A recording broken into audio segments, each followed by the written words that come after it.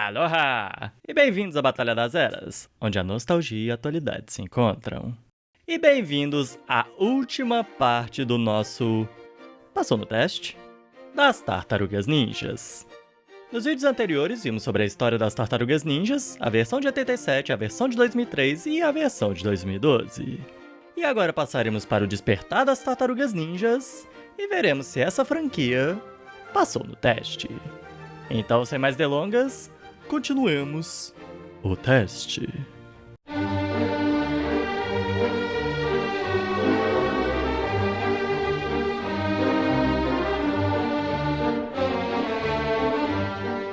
Bem, após a Nick resolver rebutar as tartarugas e Cironielli colocar que ele preferia não dirigir uma nova versão, o desenvolvimento e produção dela foram passados para Andy Suriano e Ant Ward.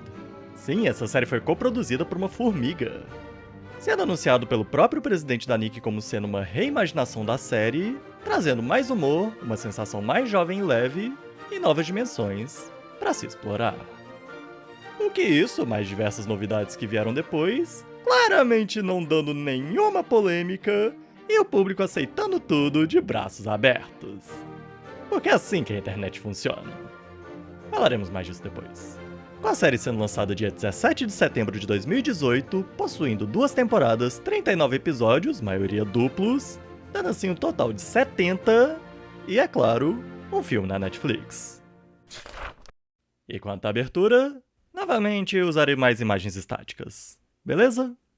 Bem, o que eu posso dizer sobre essa abertura? Assim, ela é animal! Simplesmente fantástica! Por onde eu começo? Vamos primeiro para a animação que já é de outro mundo. Primeiro, já vamos deixar bem claro, essa abertura foi feita com o objetivo de dar a sensação de um único take. Não há cortes nessa abertura, o que é muito fantástico. A arte também é bonitona e a animação já traz toda uma ideia de comédia presente, além de também uma ação fantástica. A letra demonstra pegar inspirações das versões anteriores, principalmente a de 2012, fazendo meio que um rap também, com a letra resolvendo também descrever os personagens, mas dessa vez de uma forma super resumida. A ponto de nem ser um verso pra cada personagem, não é meio verso pra cada um. A ponto de quando começam os versos parecer que eles estão meio que... Ok, cada um é desse jeito, ok, cowabunga, vamos ficar doido! E vou admitir, é bem efetivo. Contudo, juntando muito bem, trazendo dos melhores cowabunga que eu já vi, de verdade, toda vez que eu escuto me dá uma vontade louca de socar algo junto com o Rafa, e simplesmente sendo bem animado e bem divertido. E acaba que, diferente das versões anteriores, aqui não traz nenhuma ideia de continuidade ou referência aos quadrinhos ou alguma série anterior. Traz simplesmente a ideia de um momento bem divertido e insano, e eles cumprem isso muito bem. Tanto que eu diria que eu tenho apenas 2 problemas com essa abertura. Primeiro é que eu sinceramente não sou muito chegado na versão dublada. Pra mim poderiam fazer muito bem com a versão de 2012, de simplesmente deixar do jeito original mesmo. E que inclusive é interessante que tanto essa versão quanto a versão de 2003 tentaram fazer versões dubladas, e nas 2 vezes ficou... ok. Não necessariamente ruim, mas não tão bom quanto o original. E o segundo ponto é que a abertura simplesmente para. Não sei se vocês também tiveram essa sensação, mas diferente das anteriores, não parece dar uma preparação pra finalizar. Ela simplesmente acaba. Parece que eles estavam prontos pra ir pros versos finais de verdade, aí o diretor simplesmente gritou: corta, atingimos 30 segundos, vamos ficar com isso. Sei lá, todas as outras deram um jeito de fechar tão epicamente e deixar o público animado, e essa vai deixando a gente animado, mas aí no final dá uma sensação do tipo... pera, acabou? Mesmo? Ok. Mas é isso, o que eu posso dizer é... já uma experiência bem nova e bem interessante.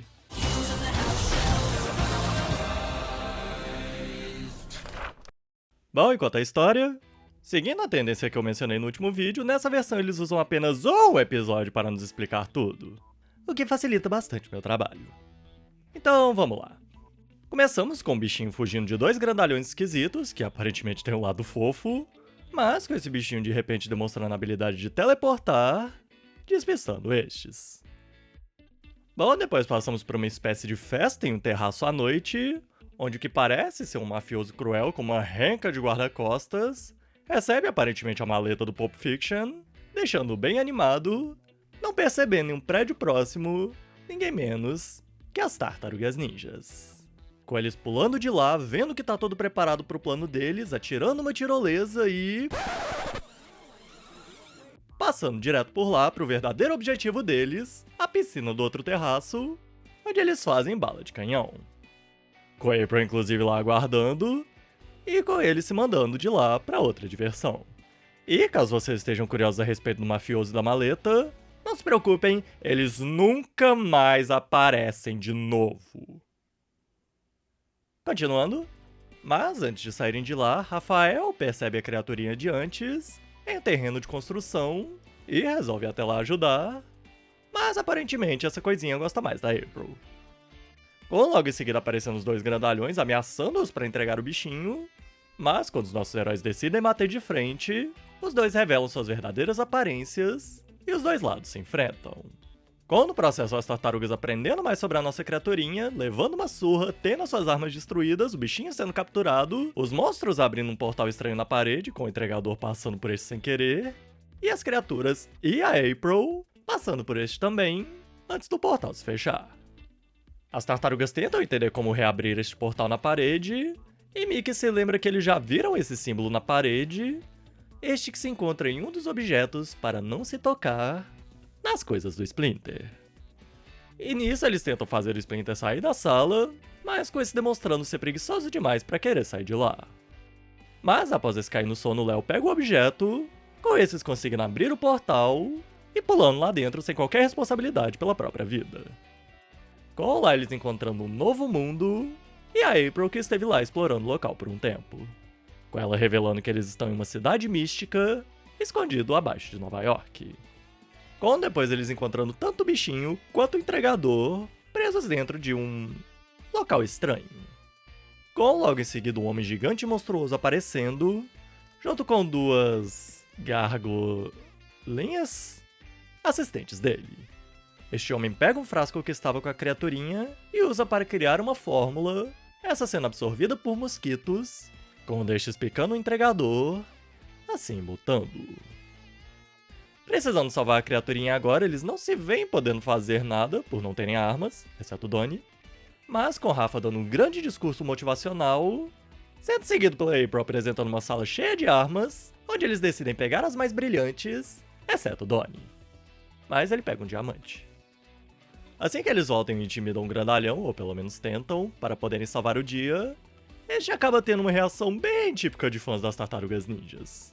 Vocês são lindos. Com eles em seguida tendo uma luta bem divertida e bem legal, com este grandalhão pensando até mesmo em treiná-los e até mesmo reconhecê-los, e revelando seu nome, Baron Draxon.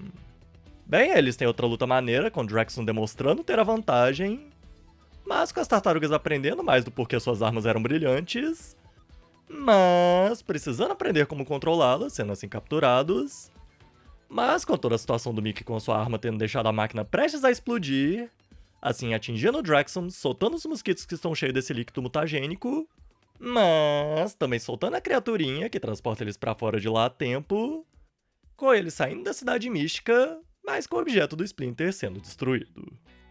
April resolve ficar com a criaturinha até nomeando-a Caos ou Mayhem.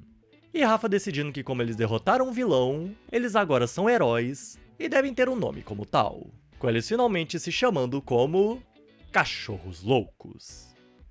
Talvez ainda dê pra ver outras possibilidades.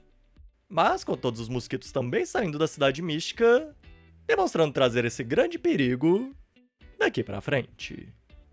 Bom, e a partir de então temos as tartarugas entrando em diversas loucuras causadas por estes mosquitos, ou pela falta de noção delas, ou os dois, provavelmente os dois, mas com coisas ainda maiores sendo descobertas e montadas no meio disso tudo.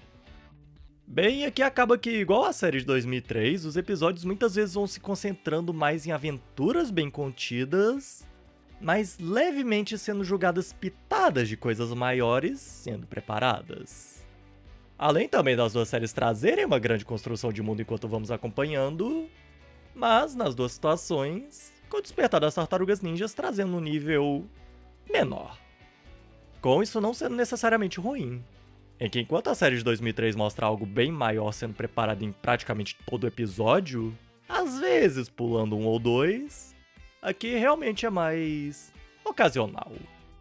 E enquanto todo o universo gigante vai sendo montado lá, com coisas espaciais, super-heróis, cidades perdidas, magia e tudo mais, aqui foca muito mais em uma construção de mundo justamente nessa cidade mística escondida. Novamente, não algo necessariamente ruim, apenas um foco diferente. Este, inclusive, é ainda bem-vindo.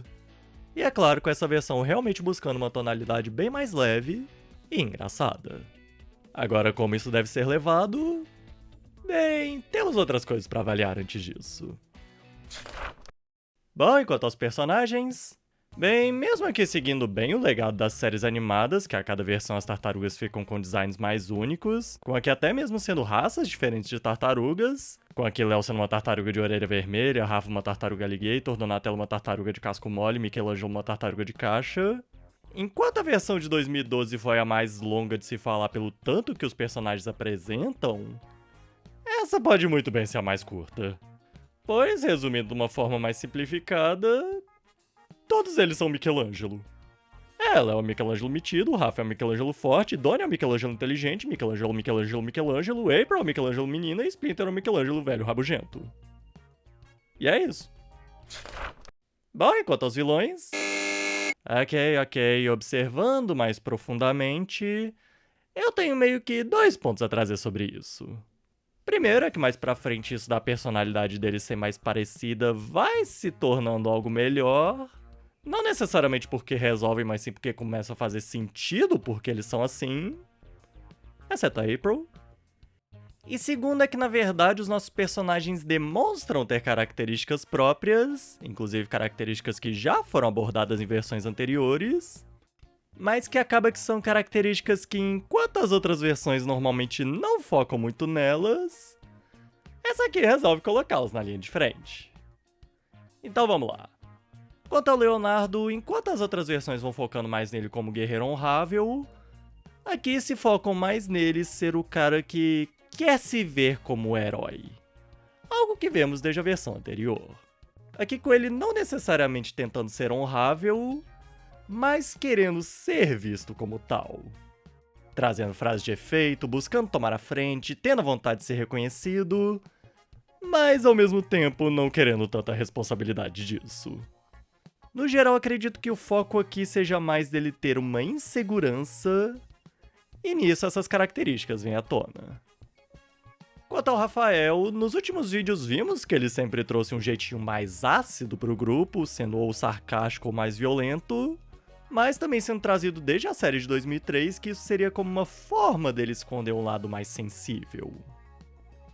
Bem, parece que os criadores aqui pensaram, e se o Rafa não tentasse esconder esse lado mais sensível?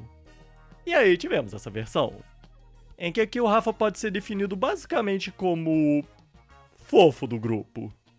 Se preocupando demais com os outros, inclusive seus irmãos, trazendo a carga emotiva e buscando fazer o certo, com inclusive se tornando ele o líder por aqui. Algo que definitivamente não trouxe nenhuma polêmica. Ok, falando rapidamente sobre isso, sim, é algo que deixou muitos incomodados, mas parando pra pensar, não é um ponto que as versões anteriores nunca tocaram. A diferença é que essa resolveu ir de cabeça nisso. E acaba que não é algo ruim. Que com essas características dessas tartarugas nesse ambiente, não é algo difícil de se ver. E no geral, o Rafa que acaba tendo esse jeito mais coração mole, mas que também não tem problema de pensar algumas vezes com os punhos. Se bem que nenhum deles tem. Passando pro Donatello, no último vídeo eu mencionei que ele é o cientista, então gosta de resultados mais estáveis. Algo que eu acho que pode-se dizer que há em todas as versões. Com aqueles não apenas pegando isso, mas elevando ao extremo, dando assim uma personalidade bem mais controladora pra ele. Ou seja, com ele querendo deixar as coisas que ele mexe, ou até mesmo as coisas à sua volta, de um jeito que ele queira. Isso incluindo seus irmãos. Com ele, inclusive, não se importando de ser antiético se for preciso. Além também de por ele ser uma tartaruga de casco mole, ele ter construído diferentes cascos tecnológicos pra si, e também demonstrar uma carência por aprovação e uma certa instabilidade agressiva. Mas quanto a esse último ponto, novamente, todos eles demonstram. Já o Michelangelo... Assim, em uma série onde todo mundo é meio Michelangelo, acaba que ele não se destaca tanto. Assim, acaba que as maiores características dele seriam uma falta de noção das coisas em um formato bem alegre, além também dele ser bem sensível, carinhoso e até mesmo meio carente. Assim, no primeiro episódio também colocaram a característica dele ser meio artista, mas... até onde eu acompanhei, não percebi isso sendo muito explorado. Mas, no geral, as interações dele são bem divertidas. Bom, agora passamos para April O'Neil, que também não teve nenhuma polêmica em relação a ela. Ok, vamos falar sobre isso rapidamente. Sim, houve essa mudança na April de agora ela ser negra, e sim, isso pegou muita gente desprevenida, gerando diversas reações. Mas, quando se para pra pensar, em toda a versão das tartarugas, a April sempre foi diferente. Sendo como uma cientista morena de cabelo encaracolado, ou como uma repórter de cabelos castanhos, ou como uma cientista de cabelo vermelho, ou como uma menina ruiva de 15 anos, ou como uma menina morena de 15 anos. Então agora ela sendo uma menina negra... por que não? Bom, agora que fechamos isso, eu quero trazer o ponto que eu realmente acho complicado a respeito dela por aqui. Há alguma coisa a se destacar a respeito dela? Que assim, todas as versões das Tartarugas Ninjas, a April sempre trouxe uma personalidade própria. Mas aqui, toda a característica que ela demonstra ter, as Tartarugas Ninjas meio que também têm. Pois é, alegre, doida, violenta. Assim, acho que o que mais passa em minha cabeça é que ela seria a mais... responsável? Assim, eu diria que isso aí varia mais de acordo com a situação. Talvez ela também demonstrar conhecer bem Nova York, eu não sei. Assim, se pra vocês tem algo que é destaque, por favor, coloque nos comentários. Mas também não pensem que por causa disso a April é simplesmente um monte de nada por aqui. Não. Ela ainda é bem divertida com essas características que eu citei. O único problema é que são características que todos demonstram ter. Bom, e passamos agora para Splinter, que a princípio eu achei que seria o personagem que eu mais odiaria nessa série. Que assim, Splinter sempre foi o sensei das Tartarugas Ninjas, e a cada versão foi se tornando cada vez mais uma figura paterna para elas também. Bem, é que ele basicamente se tornou apenas a figura paterna delas por um bom tempo, mas o problema é que ele se mostra uma péssima figura paterna. Pois é, tanto que se for pra comparar essa versão com alguém, eu compararia com o Yo de Yang-Yang-Yo. Preguiçoso, só quer ficar assistindo TV o dia todo, não se importa muito com as tartarugas, na verdade rebaixa elas, e sequer demonstra lembrar o nome delas, chamando-as mais pelas cores das bandanas. Então nisso, a princípio eu tinha muita raiva dele, pois parecia que a série iria seguir muito de que as tartarugas o veriam como um sensei, uma figura paterna, respeitando-o, mas que ele sequer se importaria com elas e apenas iria querer viver a sua vida de folga. Mas aí, após alguns episódios, especialmente um chamado Rápido e Peludo, eu finalmente sinto que entendi a ideia da série, da comédia dela. Em que, sem entregar muito, eu entendi que a comédia aqui é muito baseada justamente nas interações entre os personagens e o fato deles se conhecerem muito bem. Tanto os pontos positivos, quanto os negativos uns dos outros. Ou seja, um sabe muito bem até onde o outro é capaz de chegar. Mas, cada um com suas loucuras, eles conseguem conviver. Acreditem, assistindo vocês vão entender. Mas, voltando pro Splinter, eu diria que a partir da metade da primeira temporada ele vai melhorando bastante, se tornando um excelente personagem. E por último dos principais temos Caos, ou Mayhem. Um animal que parece bem com um gato/cachorro, que a April adotou como mascote, o qual consegue se teleportar, e pode até também estar guardando alguns segredos. Mas falo mais dele aqui por esse ficar extremamente fofo, principalmente com o uniforme de líder de torcida. E fora eles, também temos alguns outros personagens secundários, estes que vão aparecendo ocasionalmente. Em que dentre eles, o único que eu acho interessante de mencionar é o Senhor Hueso, ou Senhor Osso. Dono de uma pizzaria da Cidade Mística, a Pizzaria Meia Boca. Essa que desde que as tartarugas apareceram por lá, eles acabaram criando uma linda amizade. Bom, e quanto aos vilões? É interessante que parece que as séries animadas seguem um ciclo aqui. A série de 87 trouxe diversos vilões únicos que se destacaram bem. Aí a série de 2003 falou, não tô nem aí pra eles, vou criar os meus próprios. Aí a série de 2012 resolveu voltar mais pros vilões de 87 até alguns de 2003. E aí o Despertar das Tartarugas Ninjas disse, não tô nem aí pra eles, vou criar os meus próprios. E como sempre, vocês já sabem, são muitos vilões, mesmo que não tantos assim. Então eu vou apenas me manter focado mais em alguns. Então vamos lá. Inclusive com boa parte aqui sendo de pessoas que foram mutadas pelos Gosmosquitos. Bom, primeiro nós temos Todd. Ele apareceu na reunião dos vilões, então ele conta como um vilão. E sem contar que também ele tem uma das habilidades mais perigosas possíveis. Ele é muito gente boa. E como derrotar alguém que você não quer enfrentar? Estou dizendo, Todd é uma ameaça. E além disso, esse personagem também traz uma excelente representatividade para essa franquia. Pois nas séries animadas, ele é o primeiro oficial mutante capivara nessa franquia. Parabéns, Todd! Parabéns. Bom, depois temos Repomantis, um mutante, louva a Deus, que é dono de um ferro velho, demonstrando que se tornar um mutante não necessariamente precisa atrapalhar os seus negócios. Exemplo de vida. Bom, e aí passamos para Rupert Swaggart, ou Mid-Sweats. Basicamente um Gordon Ramsay aqui desse universo que foi transformado em um porco mutante. Esse que agora busca capturar outros mutantes para fazer novos pratos. E com aquele sendo basicamente a vampira dos X-Men, em que sua habilidade é absorver a força vital junto com as habilidades de outros seres temporariamente. No geral, ele consegue trazer um pouco de ameaça, mas também consegue ser bem divertido. Alberto, um animatrônico que é usado em festas infantis, mas após o Donnie precisar consertá-lo, adicionando algumas coisas extras, e ele ser eletrocutado, Alberto ganha vida, se tornando basicamente um exterminador do futuro italiano. Warren Stone, um âncora aparentemente famoso que foi transformado em uma minhoca, se autodeclara no maior inimigo das tartarugas ninjas, mas com elas não podendo se portar menos com ele. Mesmo assim, ele ainda consegue trazer algumas coisas impressionantes, como ser um dos personagens que mais chega perto de aumentar a classificação indicativa desse desenho. Depois passamos para Hypnopotamus. Entenderam? Hypnopotamus. Ai.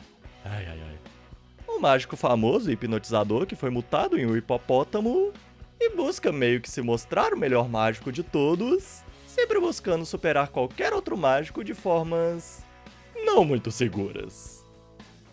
Passamos então para Ghost Bear, campeão de luta livre, o qual Rafael era fã, mas após alguns problemas e revelações, ele acabou se tornando inimigo das tartarugas ninjas, tentando se vingar delas com planos simplesmente tão maus. Ele simplesmente é tão cruel. Também temos os dragões roxos. Bem, passamos deles sendo uma facção criminosa para um grupo de pé-rapados para agora um grupo de nerds. Bem, aqueles são hackers que buscam cometer crimes cibernéticos e também acabar com as tartarugas ninjas.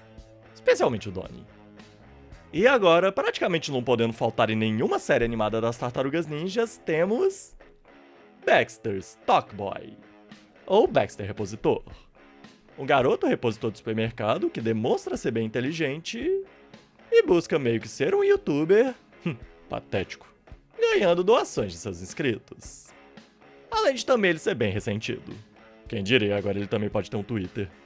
Big Mama, dona do Hotel Nexus, que revela ser este um local onde mutantes, ou melhor, yokais, podem se sentir à vontade. Mas claro, com o tempo sendo revelados cada vez mais segredos que os olhos podem ver. Também temos, é claro, o clã do pé, um clã ninja que sabe como manter seus movimentos por baixo dos panos e cujos objetivos vão sendo revelados aos poucos. No topo da hierarquia deles temos o tenente do clã do pé e o brutamonte do clã do pé. Provavelmente não são os nomes deles, mas é o mais perto que temos. Com o Tenente tendo a capacidade de criar ninjas de origami, e o Brutamonte de ser forte. Além disso, eles também podem fazer portais. E claro, nesse clã também temos Cassandra. Novata no clã do pé, que lhe falta experiência, mas gente, ela compensa com entusiasmo. E agora indo para os mais importantes, primeiro passamos para Baron Drexen. Um guerreiro alquimista da cidade mística que tem como objetivo transformar todos os humanos em mutantes através dos seus gosmos mosquitos, e também demonstra ter ligação e interesse nas tartarugas, o qual vamos acompanhando mais sobre isso e os motivos desse seu plano com o passar da série. E assim, acaba que nesse passo no teste eu raramente mencionei sobre as vozes dos personagens, tanto original quanto dublagem, mas nesse caso eu vou precisar abrir uma exceção. Pois acaba que quem faz a voz original dele é um cara chamado John Cena! Eu precisava fazer isso. E também adiciono que Fábio de Castro aqui faz uma voz impressionantemente parecida com a original. Achei um ponto bem interessante de mencionar. Mas no geral ele traz bem a ideia do vilão sério por aqui, maior parte do tempo, mas as reações dele às idiotices dos outros também são hilárias. E também temos suas gárgulas, Hugin e Munin, que basicamente estão aí pra impedir que o Drexen fique sério demais nessa obra. E que os papéis deles aqui com o Drexen são basicamente uma referência aos Corvos de Odin, inclusive possuindo os mesmos nomes. E é claro, para finalizar, temos o Destruidor. Aqui, assim como muitas coisas, o Destruidor não é apresentado de cara, mas se torna muito mais o vilão prometido aqui. Mas, diferente das versões anteriores, com essa série sendo apenas mencionado sobre ele, e com a gente tendo flashes sobre essa tal criatura. Com ela aqui sendo bem mais uma presença demoníaca, que deve ser impedida de surgir. Novamente, é estranho todas as associações que essa série tem com a de 2003. E devo admitir, eles fazem um excelente trabalho em construir toda uma grandeza em volta desse ser místico, e como devemos temer que esse possa surgir. Agora, se isso vai atingir as expectativas, é assistindo pra saber. Bom, e agora temos diversos pontos pra trazer aqui nesses extras. Uma das coisas que é bom de trazer é que quando essa versão das tartarugas foi lançada, acho que vocês já sabem, ela não foi muito bem aceita. E por mais que possa muito bem ter o ponto de que cada versão nova de qualquer coisa vai ter uma certa resistência do público, eu acho que há certos pontos bem legítimos que deixaram o público mais incomodado com essa versão. Dois especificamente. O primeiro é a questão da mudança de direção por aqui, ou mudanças de direções. Que além de toda a mudança do foco nos personagens que eu já falei, ou a mudança de ir menos pra algo tecnológico, /dimensional, e mais pra algo místico, por mais que ainda haja algo disso nas outras versões, enquanto as séries das Tartarugas Ninjas com o passar das décadas foram se tornando cada vez mais definidas como séries de ação com elementos de comédia, essa resolveu virar 180 graus e se tornar uma série de comédia, essa conseguindo ser mais absurda que a de 87, com elementos de ação. O que eu vejo bem como suficiente para deixar as pessoas, no mínimo, estranhadas. E o segundo ponto que eu vejo foi justamente o timing do lançamento dessa série. Que assim, vamos lembrar, a série de 87 acabou em 99. Nisso então tivemos 4 anos até uma nova versão animada das Tartarugas Ninjas. E depois que a série de 2003 acabou por volta de 2009, se passaram 3 anos até termos a série de 2012.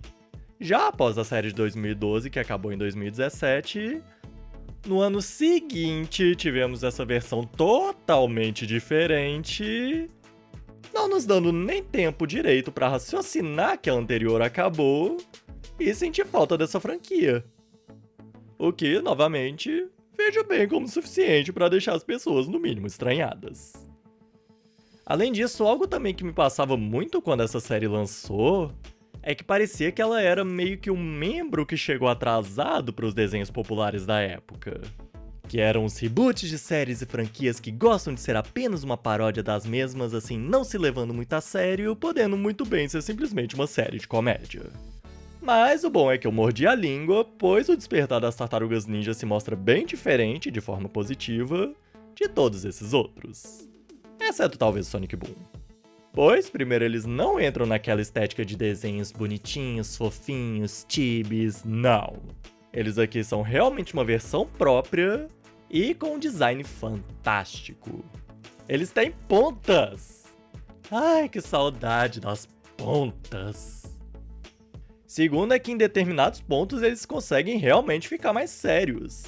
E sério sem precisar ser de estamos sendo uma metáfora para as coisas do seu dia a dia. Não, eles conseguem realmente ficar mais sérios com o próprio enredo. E por último é que eles realmente conseguem ser uma comédia muito boa. Que ultimamente em séries de comédia, quando elas vão se mostrando muito previsíveis, eu meio que já tento ir prevendo o que é que vai acontecer, como é que vai acabar o episódio, pra onde que eles estão indo com determinada piada. Bem, aqui, antes mesmo da metade da primeira temporada, eu já desisti disso pelo tanto que eu quebrava a cara em diversos momentos. E eu amei isso. E com essa série até me levando a refletir sobre uma coisa. Que assim, eu já falei antes aqui no canal da necessidade de uma comédia ter uma pessoa ou ambiente normal, por assim dizer, para que essa sirva como referência para nós das estranhezas e exageros.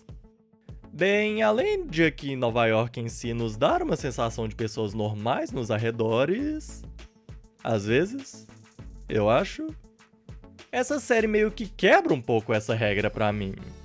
E o que eu percebo, além de um ambiente não precisar necessariamente parecer que terá os efeitos de um ambiente de verdade, é que uma comédia não necessariamente precisa de um personagem normal, mas simplesmente que os outros não estejam a par da esquisitice em questão. Por exemplo, nesse episódio aqui estamos focados no vício do Donnie nesse videogame, com seus irmãos não estando a par desse vício louco dele, mas com todos ainda sendo bem perturbados cada um do seu jeito, mas não no foco desse episódio. Fazendo assim com que a comédia dê certo. Além de que eu acho que funciona muito melhor do que ter simplesmente alguém normal que vai se sentir frustrado com as loucuras dos outros. E, no geral, são diversos pontos bem positivos pra essa série. Além disso, ela também tem algumas referências, assim, nem perto da lotação de referências da versão de 2012, mas ainda assim, algumas que são bem legais de perceber. E, além disso tudo, essa série também demonstra trazer com o tempo uma bela evolução pra esses personagens. O que já adianto, é muito bem-vindo. E deixa eu ver se tem mais alguma coisa pra falar. Ah, sim! Eu já falei que a animação aqui é espetacular! Que além dos personagens terem designs que trazem uma grande possibilidade de movimentos e expressões hilários, eu também achei fantástico tanto eles trazerem uma animação 2D de volta de um jeito tão próprio e tão bonito, mas que além disso eles também não se seguraram. É uma série que simplesmente não parece ter o direito de ser tão bonita e tão bem animada. E que inclusive já adiciono aqui, tem até alguns animatics dessa série no canal Nickelodeon Cartoon Universe. Essas que são bem legais. Mas que antes de vê-las, sugiro assistir os episódios primeiro pra dar uma experiência melhor. Bom, enquanto as considerações finais, o despertar das tartarugas ninjas é algo que a Nick poderia ter calculado melhor em como trazer pra nós. Pois sinceramente eu acho que se eles tivessem tido esse cuidado, a série teria sido mais bem aceita, com o público conseguindo ter uma afinidade bem melhor. Porque, gente, ela é muito boa. Não apenas tem uma animação super legal, como também é muito engraçada. Sinceramente, todos os objetivos que ela prometeu, ela trouxe muito bem. Tanto que cada vez mais percebemos um público fã dessa versão crescendo aqui na internet. Com as pessoas conseguindo absorver bem melhor esse novo formato que essa série trouxe, com isso ficando bem claro quando o filme lançou, porque o povo foi à loucura. Então, o que eu sinto que posso dizer é: se você não conhece as Tartarugas Ninjas e quer conhecer, eu meio que sugiro começar pela versão de 2012. Pois eu sinto que aqui requer certo background para entender as referências e quebras de expectativas que essa série traz. Mas se não conhece e quer apenas uma série de comédia, ainda dá pra receber uma boa por aqui. E se você é fã ou curte as Tartarugas Ninjas e está disposto a ver uma versão que quer mais zoar com o conceito da obra, de um jeito leve, mas ainda engraçado e respeitoso com a franquia, eu sugiro bastante o Despertar das Tartarugas Ninjas, pois é diversão garantida. E se você é um fã mais purista das Tartarugas Ninjas e quer algo que se leve mais a sério e vá no caminho das anteriores, assim, existe isso por aqui, mas é muito mais algo que vai sendo trazido aos poucos. E se você estiver disposto a esperar e passar por uma trilha enorme de zoeira pra chegar lá, pode valer a pena. Além de que cada versão continuará sendo seu próprio universo, no grande multiverso estabelecido das Tartarugas Ninjas. Então, pra quem quiser, tem a primeira temporada na Paramount Plus e deve ter também pela internet. E também eu achei um drive com a segunda temporada dublada para vocês. Estará na descrição. Então, pra quem quiser uma zoeira cheia de energia, com bastante diversão e de vez em quando com uma bela profundidade, essa que pode ir aumentando cada vez mais, eu sugiro aproveitar essa gema cada vez mais apreciada, que é o Despertar das Tartarugas Ninjas. E no final das contas, creio que posso dizer que a franquia das Tartarugas Ninjas definitivamente passou no teste. E com praticamente total. É impressionante como uma ideia tão boba, criada simplesmente por um amigo para divertir o outro, evoluiu de uma forma tão estratosférica, trazendo simplesmente tantas possibilidades, se dispondo a ir longe na expansão desse universo, na profundidade desses personagens, e não tendo problema de simplesmente ser bobo quando quer.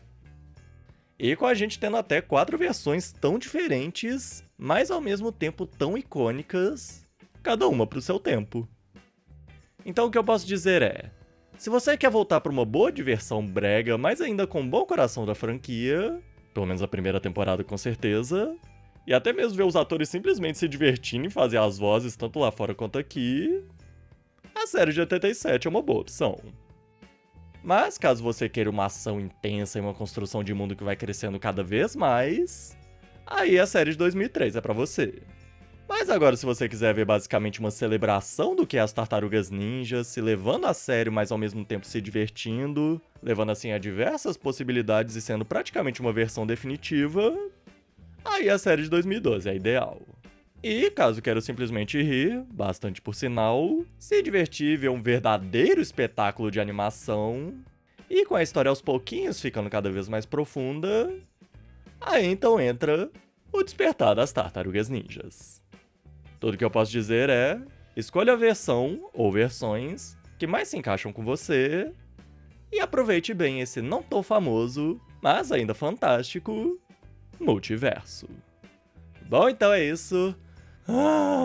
Gente, foi uma jornada e tanto, né? Espero que tenham gostado, não esqueça de avaliar, comentem, se inscrevam no canal para novidades, sugiram novas séries para vermos se passaram no teste, curtam nossa página no Facebook, tá na descrição, e até a próxima. Eu sou o John Juiz das Eras, e...